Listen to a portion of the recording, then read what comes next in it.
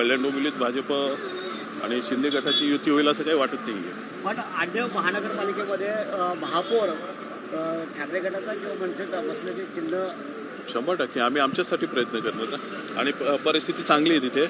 तुम्ही बघत असाल की तळागाळातली जी लोक आहेत त्यांच्या भावना, जे लोकभावनेचं बोलतात नाही लोक, तर त्यांच्या भावना याच आहेत की ठाकरे बंधूंनी आता तिथे सत्ता घ्यावी. उपनगरात तुम्ही काम केलेलं आहे, काय सध्या उपनगरांमधली परिस्थिती आहे, कशा पद्धतीनं या युतीमुळे आता चर्चा सुरू आहे? निश्चितच, कारण तुम्ही बघाल तर माझे इथे काही वॉर्डात आमच्या दोघांची वोटची केली तर या युतीपेक्षा त्यांच्या नक्कीच जास्त मत आहेत आणि तो फरक आता दिसेल तुम्हाला.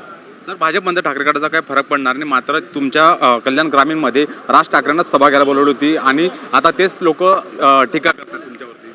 नाही, ते फरक पडत नाही, मग बोलता कशाला? फरक काय पडेल तो त्या लोकांना दिसेल.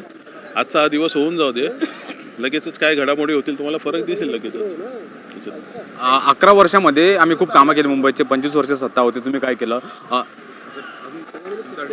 सत्तेत तेच होते ना, सत्तेत ते पण होते ना.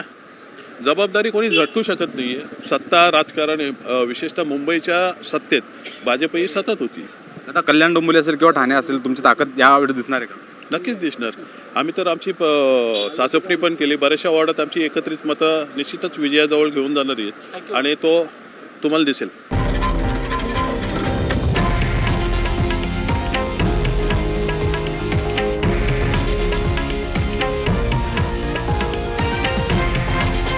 हे आहे देशातील नंबर 1 न्यूज नेटवर्क आणि आपण पाहत आहात TV9 मराठी, एकमेव.